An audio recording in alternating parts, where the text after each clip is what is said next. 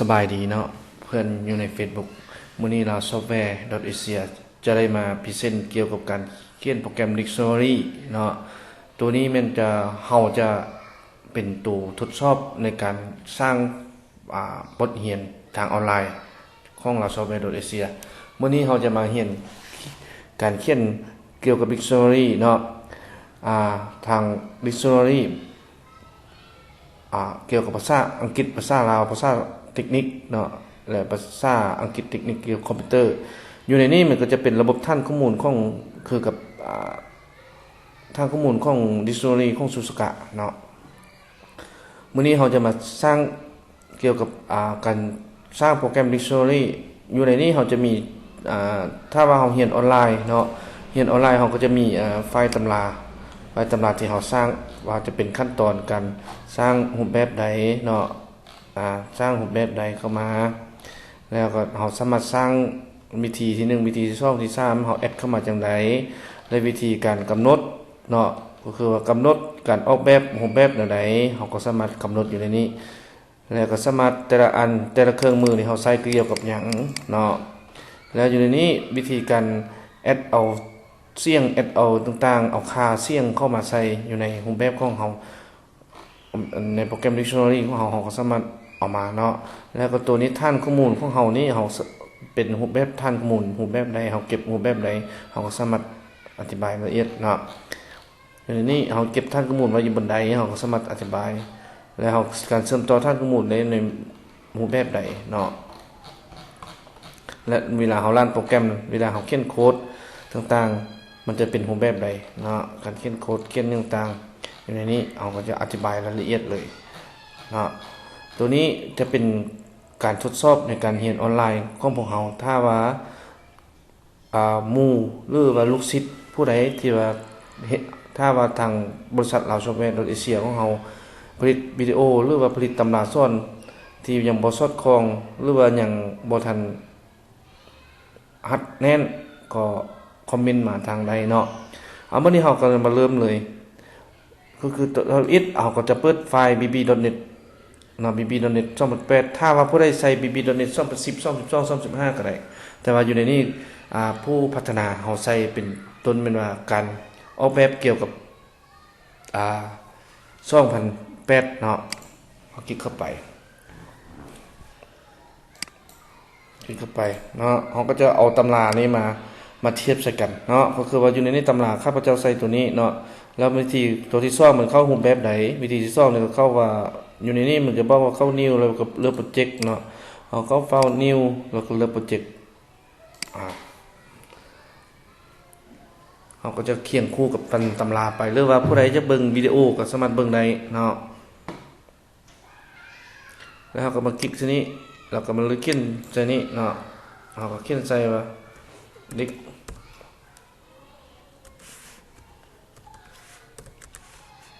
แล้วนี่ตัวนี้เราสามารถเก็บไปใส่อยู่นี้เก็บไว้อยู่ในหน้าเดสก์ท็อปเนาะครับโอเคเข้ามา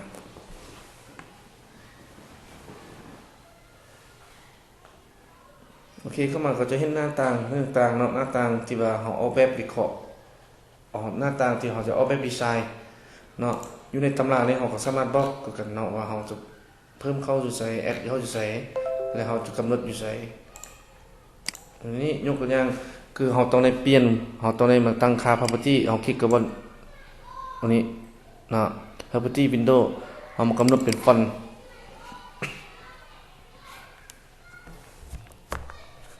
เรามากำหนดเป็นฟอนต์เพจสลัดเรากำหนดเป็น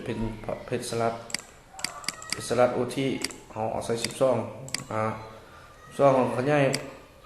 ขึ้นมาปุ๊บตัวนี้เราก็ใส่ชื่อว่าเราเขียนเต็กไปถึงบนหัวข้อตัวนี้นี่นอนอยู่นี่มันเขียนว่าฟอร์ม1เราก็เขียนใส่ว่าอยู่นี่เราเขียนใส่ว่าเราจะเขียนใส่ว่าการสร้างเหมือนวัจจุนานุกรมลาวอังกฤษเนาะอยู่นี่มันก็จะอ้อมมานี่เลยเนาะ แล้วอยู่ในนี้เนาะก็คือว่า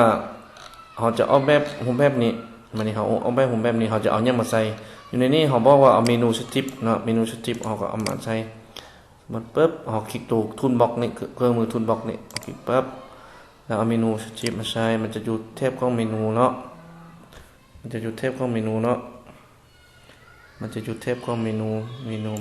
นลงสติปจับลากมาใส่เลยปั๊บแล้วเขาเขียนใส่อยู่นี่เขาบอกว่าเขียนหยัง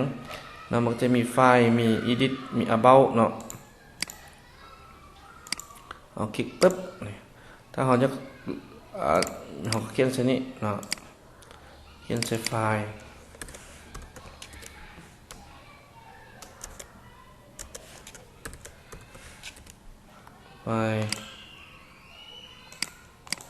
อันนี้ edit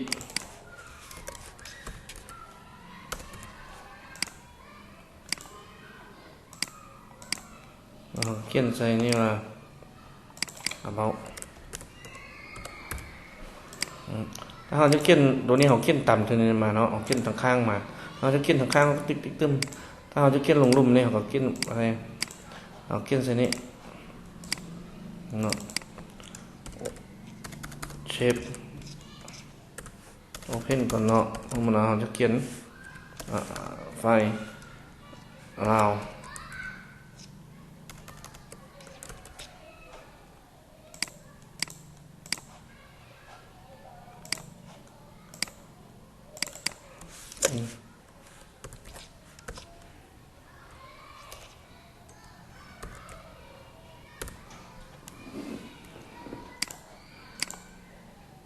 เราเขียนไปเราจะได้เราเขียนไปวันนี้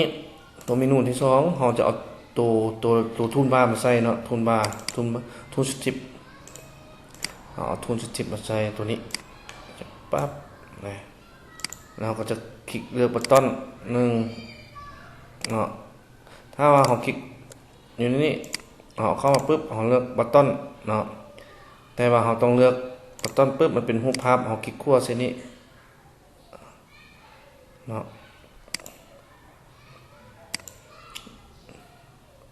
เรามาเลือกสไตล์นี้เราเขียนแต่ว่าเป็นนอนเลยก็ได้หรือว่าเราจะเขียนตัวชื่อเราก็เขียนเส้นนี้นะ display style นี้เราเขียนแต่ติ๊กครับนะเราเขียนใส่ว่าภาษาลาว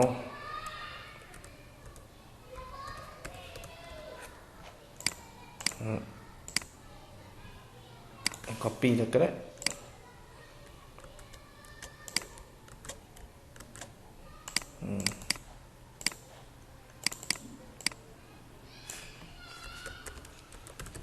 อังกฤษ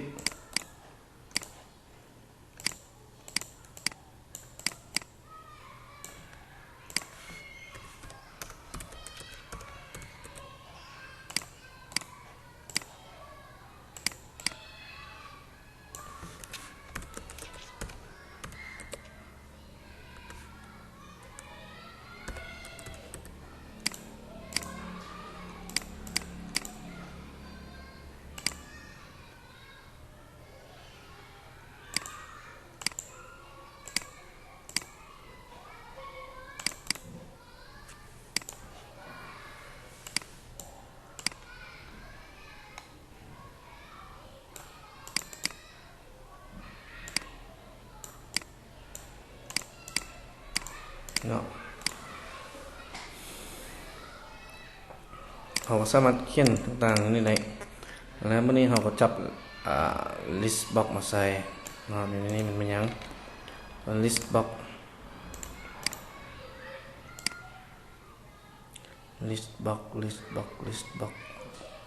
ติ๊กเอา list box มาใส่กัน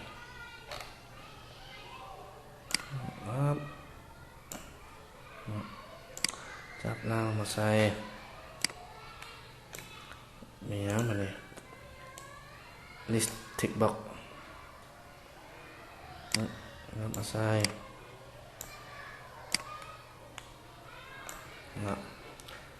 น้ำมาเนี่ยอันนี้เป็นติ๊กกลมบล็อก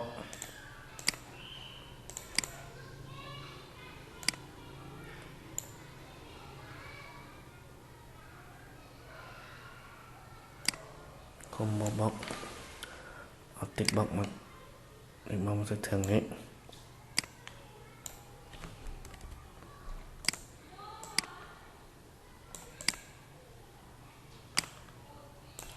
คอมโบบ็อกมาใส่ครับ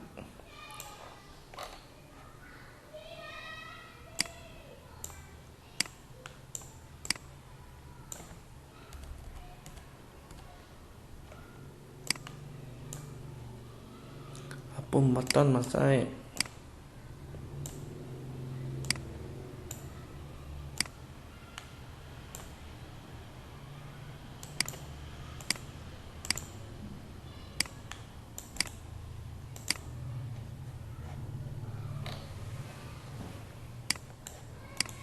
เขียนใจเนาะ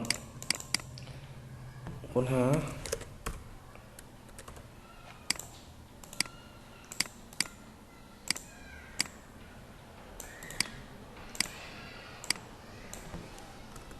ออกเสียงเนาะตัวนี้เขาก็ออกแบบของแบบนี้ในเราคลิกนี่เป็นภาษาลาวคลิกนี่เป็นภาษาอังกฤษคลิกนี่เนาะแล้ววันนี้เขาก็ลองมา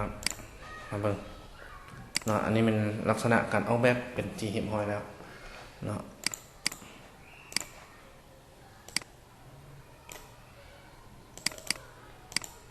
นี่ก็สมมติเรามาจะให้มันใหญ่ครับใหญ่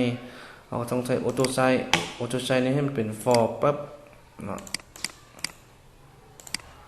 ออโต้ไซส์เป็นทูบปั๊บเนาะ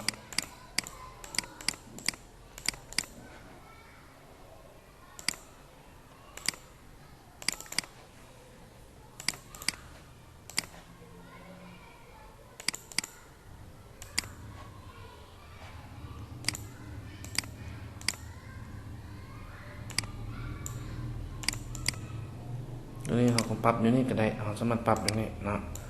แต่ตัวหูพับอยู่ตรงแก่นี่มันเขาเอาหูพับมาใส่เนาะหูพับอยู่ในนี้เขามาใส่หูพับที่เขาออกแบบแล้วเขามาใส่แบ็คกราวด์อิมเมจนี่เขาออกแบบมาใส่เพื่อจะให้มันงามขึ้นนิดนึง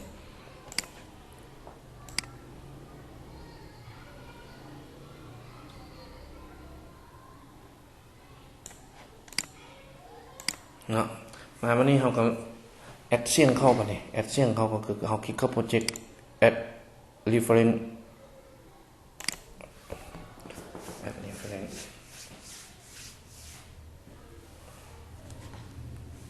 โหลด5นิดนึงเนาะมันจะดนนิดนึงแอดreferenceเขาก็คลิกคอมนี้คลิกบนแท็บคอมแล้วเขาก็คลิกเขาพิมพ์ใส่ว่า Microsoft เป๊บเขาก็จะเลือกออกมามันจะเป็น Microsoft Speak Object Library นะแน่ตัวนี้เขาคลิกเอาเลยตัวนี้ฮะคลิกเอาแอดเข้ามาเลยโอเคปุ๊บก็คือว่ามันจะได้ระบบเสียงเข้ามาแล้วหลังจากนั้นเขาก็มาเขียนโมดูลเนาะโมดูลติดต่อทางข้อมูลเขียนปุ๊บโมดูลคลิกขวดหรือว่าคลิกเข้าโปรเจกต์ add new item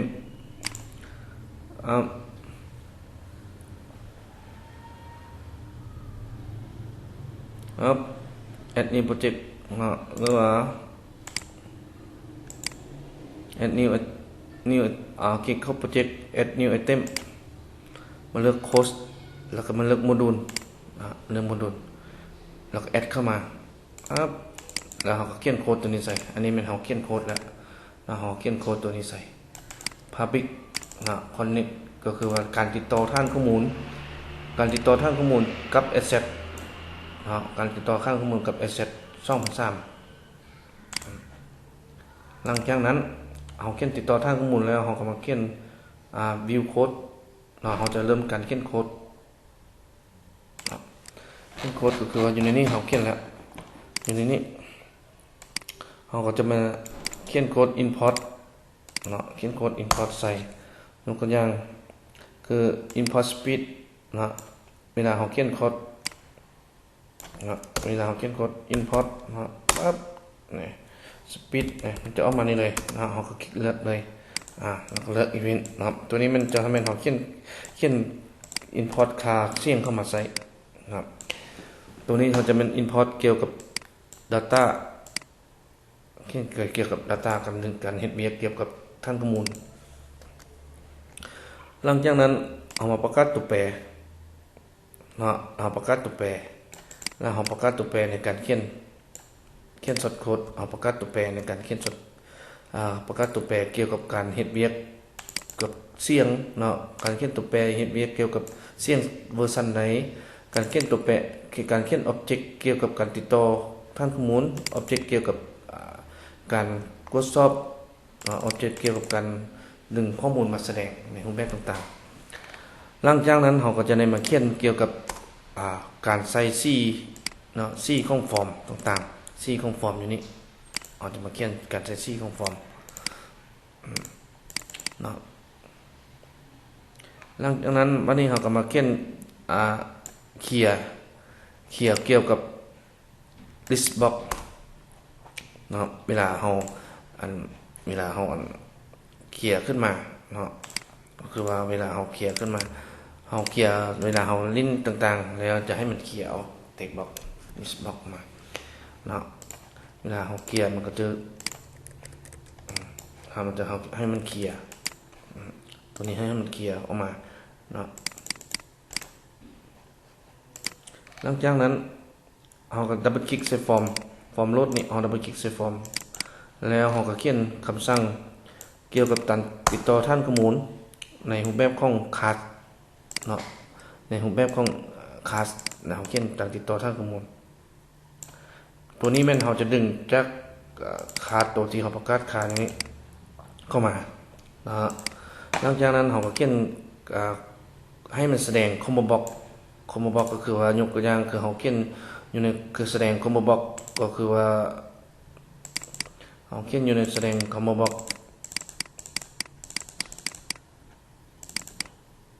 เราเส้นคอมโบบ็อกนี้นะเราให้มันแสดงในรูปแบบของคอมโบบ็อกเราก็เขียนโค้ดแสดงในตัวนี้เลยให้มันselect index เท่ากับ0ก็คือว่าให้มันจะแสดงภาษาลาวตัวนี้ขึ้นโมเนาะมันจะขึ้นภาษาลาวเป็นขึ้นกับโมหลังจากนั้นเราก็ถ้าว่าเราดับเบิลคลิกเข้าตัวนี้เนาะให้มันให้มันแสดงภาษาลาวเราดับเบิลคลิกตัวทูลบาร์ภาษาอังกฤษให้มันจะแสดงเป็นรูปแบบนี้ภาษาลาวปุ๊บภาษาอังกฤษมันก็แสดงรูปแบบนี้ภาษาลาวเทคนิคมันก็จะออกมาเป็นนี่มันจะออกมาเป็นต่างๆอันนี้แม่นเราดับเบิลคลิกเข้าไปเขียนแต่ละรายละเอียดแม่นเราอธิบายอยู่ในเอกสารเนาะตัวนี้แม่นเราจะให้แสดงก็คือว่ายกตัวอย่างถ้าเราเขียนอยู่ในเต็กเนาะวันนี้เราจะมาดับเบิลคลิกเข้าตัวเต็กนี่ตัวเต็กบล็อกนี่ดับเบิลคลิกเข้าไปแล้วเราเขียนอยู่ใน select case ก็คือว่า select case ก็คือว่าการกำหนดว่าถ้าว่าเราเลือกอยู่ในเคสตัวใดเลือกอยู่ในรูปแบบใดอยู่ในคอมโบบล็อกตัวใดแล้วมันให้มันแสดงภาษานั้นขึ้นมายกตัวอย่างคือเราเขียนภาษาลาวเนาะอยู่ในปึ๊บมันก็จะออกภาษาลาวถ้าว่าเราเขียนอยู่ในภาษาอังกฤษเราก็ให้มันแสดงอยู่ในรูปภาษาอังกฤษมันแสดงอยู่ในภาษาอังกฤษอันนี้มันเราเขียนอยู่ในรูปแบบเอาดับเบิลคลิกเซนติกนี้แล้วเรามาเขียนอยู่ในรูปแบบของคอมโบบล็อกตัวนี้ให้มันสร้างเงื่อนไขอยู่ในคอมโบบล็อกตัวนี้แล้วเราเขียนว่าเคสหนึ่งก็คือไม่ต้องว่าถ้าเคสหนึ่งมันก็คือไม่อยู่ในนี้ภาษาเคสหนึ่งเคสสองเคสสามเคสสี่ไปอยู่ในนี้มันเดี๋ยวเราจะคิดเคสศูนย์อยู่นี่เราประกาศเราอยู่นี่มันเคสศูนย์เราประกาศค่ามันอยู่นี่เนาะมันเป็นลาวเคสหนึ่งให้เป็นภาษาอังกฤษเคสอย่างนั้นเลยหลังจากนั้นเราก็ประเภท SQL เราก็ดึงค่าตัวนี้มาเนาะดึงค่าภาษาลาวภาษาที่มันอยู่ในdatabase แล้วก็ลาว to English แล้วก็แวะตามภาษาลาวนี้แล้วให้มัน connect ให้มันกดสอบคำสั่ง query ว่ามันมีการติดต่อท่านข้อมูลหรือเปล่าถ้ามีการติดต่อข้อมูลแล้วมันจะบอกว่า command ก็คือว่ากดสอบคำสั่งที่เราป้อนข้อมูลตัวนี้เราป้อนคำสั่งของ SQL Server ภาษา SQL นี้มันขึ้นมาทึกหรือเปล่าถ้าทึกมาแล้วให้มันแสดงค่าตัวนี้ขึ้นมาแสดงค่าอยู่ในแสดงค่าภาษาลาวนี้ให้มันอยู่นี่แล้วหลังจากนั้น มันจะเอาค่าของตัวที่ว่า list ตัวนี้นะให้มันออกมาแสดงค่าอยู่ในlist text box ตัวนี้ก็คือว่าตัวนี้เนาะให้มันแสดงค่าอยู่ในนี้ทุกคำสั่งอยู่ในเคสคือกันเนาะเคสหนึ่งเป็นเฮาเขียนภาษาอังกฤษถ้าว่าเคส2ต่อไปเฮาก็สามารถเขียนว่าเทคนิคนั่นไปต่างๆเนาะคำศัพท์เทคนิคนั่นไปหลังจากนั้นก็คือว่าอยู่ในนี้เนาะตัวนี้แม่นว่าเฮาเขียนอยู่ใน list เฮาเขียนอยู่ใน list box บัดนี้เฮามาเขียนอยู่ในคำสั่งของ text เอามาเขียนในคำสั่งของ list box เฮาเขียนคำสั่งใน list box นี้เฮาเขียนปึ๊บ list box ก็คือว่าถ้าว่าเฮาคลิกใส่ list box อยู่ในเคสตัวใดแล้วให้มันแสดงค่าตัวนั้นออกมาเนาะตัวนี้มันแสดงค่าตัวนั้นในรูปแบบที่เฮาเขียนอยู่ใน text box มันจะแตกต่างกันถ้าเฮาอยู่เขียนอยู่ใน text box เคสนึงมันจะตรวจสอบว่าเคลียร์ list box นี้เคลียร์หรือบ่ list box ก็คือว่าตัวนี้เป็นค่าตัวนี้มันว่างหรือบ่เนาะถ้ามันว่างแล้วให้มันว่างแล้วให้มันดึงค่าตัวนี้ select top เนาะเท่ากับเสา5ก็คือว่าอยู่ในนี้มันจะเสา5มันให้มันดึงออกมาแสดงในเสา5จำนวนเสา5คอลัมน์เนาะให้มันแสดงอยู่ในเสา5หลังจากนั้นเฮา select ลาวให้มันทู่ไล่นี่ก็คือว่าไล่หน้าไล่ล่างก็คือว่าเฮาพิมพ์ตัวได้มาให้มันออกเท่านั้นมาเนาะสมมุติเรายกตัวอย่างคือเฮาพิมพ์ S มันก็ออกอยู่นี่มาพิมพ์ยังมันก็จะออกมาเนาะแล้ว order by เท่ากับลาวตัวนี้เขาก็พิมพ์มาใช่แล้วหลังจากนั้นถ้ามันกดสอบคำสั่งSQL นี่ถ้ากดสอบคำสั่ง SQL ถึกแล้วเนาะให้มันแสดงในรูปแบบกดสอบคำสั่ง query แล้วให้มันแสดงถ้าว่าเราพิมพ์คำสั่งบ่พบมันก็บอกให้มันบ่พบเนาะมันจะว่าบ่พบเนาะ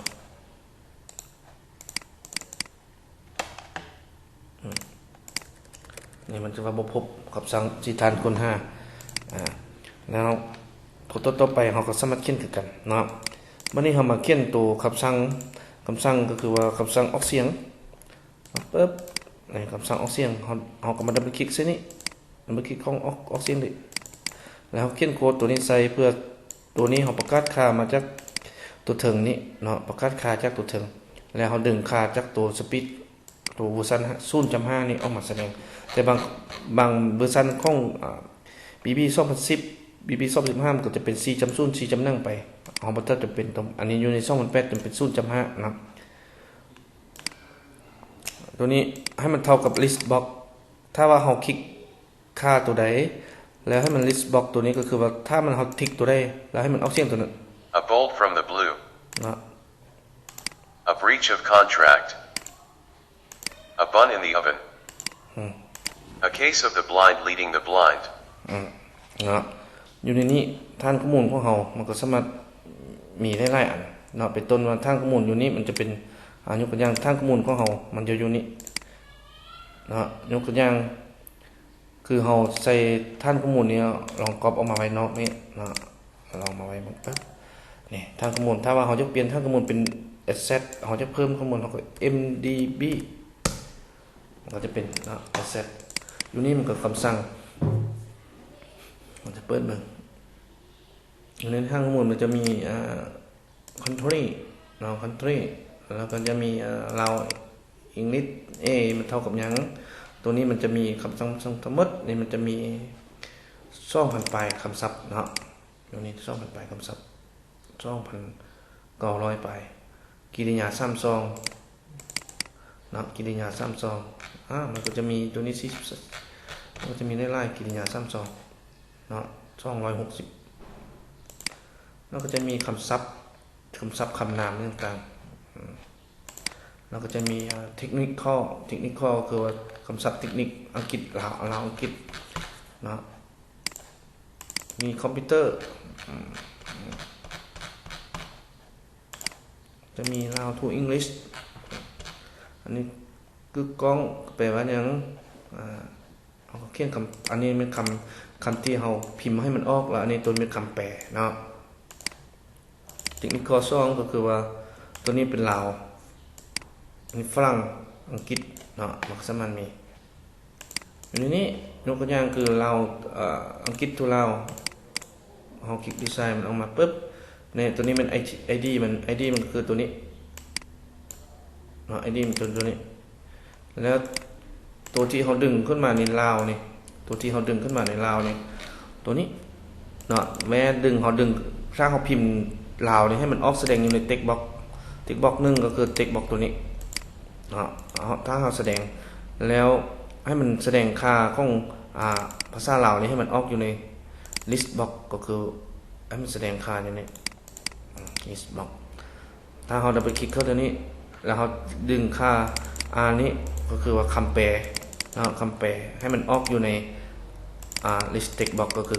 ให้มันแสดงอย่างนี้มื้อนี้เราได้มาอธิบายเกี่ยวกับโปรแกรมการสร้างหรือการออกแบบเกี่ยวกับ dictionary ทานสามารถนำเอาไปพัฒนาหรือนำเอาไปศึกษาต่อหรือว่านำเอาไปเขียนเป็น dictionary ของทานเองได้เนาะบ่ว่าจะเป็นคำศัพท์ต่างๆอย่างนี้มันเป็น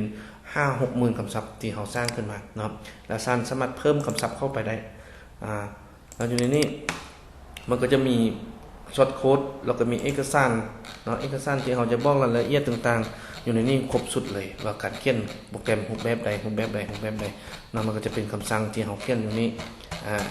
แล้วเราจะ10ไฟล์ไว้ในโฟลเดอร์เดียวกันเนาะก็คือเราจะ10ไฟล์ไว้จะสิเราจะ10ไฟล์ปึ๊บเราจะ10ไฟล์ไว้นี้แล้วก็จะมีโฟลเดอร์ที่ว่าเป็นบทเรียนเท่านี้เนาะ job มานี้ไฟล์เราจะเก็บไว้อยู่ใน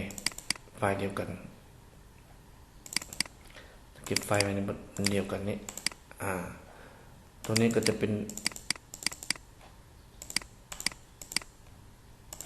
database เอาเก็บมาเนี่ย database เอากลับมาเนี่ย